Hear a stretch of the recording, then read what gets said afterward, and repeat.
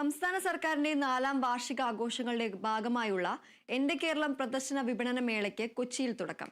Marine ഡ്രൈവിൽ സംഘടിപ്പിച്ച പരിപാടി മന്ത്രി പി രാജീവ് ഉദ്ഘാടനം ചെയ്തു. ഈ മാസം 23 വരെയാണ് മേള സംഘടിപ്പിക്കുന്നത്.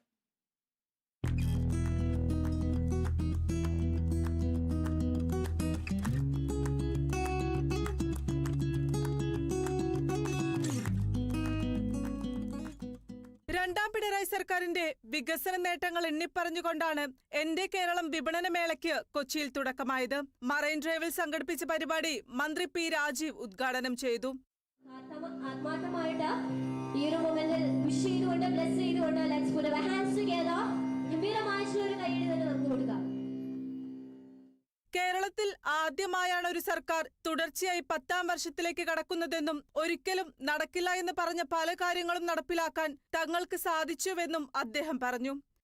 കേരളത്തിന്റെ ചരിത്രത്തിൽ ആദ്യമായിട്ടാണ് ഒരു മുഖ്യമന്ത്രി തുടർച്ചയായി 10ാം വർഷത്തിലേക്ക് കടക്കുന്നത്. തുടർ ഭരണമാദ്യമായിട്ടാണ് തുടർച്ചയായി 10ാം വർഷത്തിലേക്ക് എത്തുന്നത്.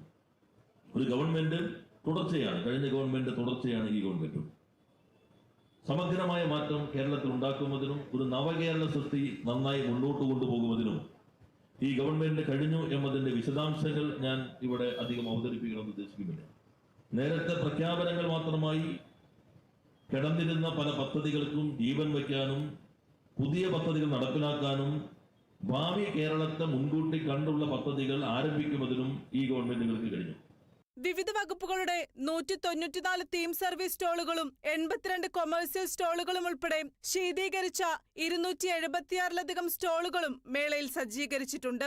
രാവിലെ 10 മണി മുതൽ രാത്രി 9 വരെയാണ് മേളയുടെ സമയക്രമം. 57,000 ചതുരശ്ര അടിയിലാണ് പവിലിയൻ ഒരുക്കിയിട്ടുള്ളത്.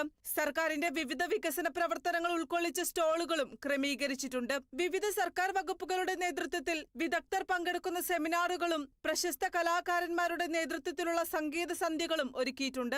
Kerala vision news, Kochi.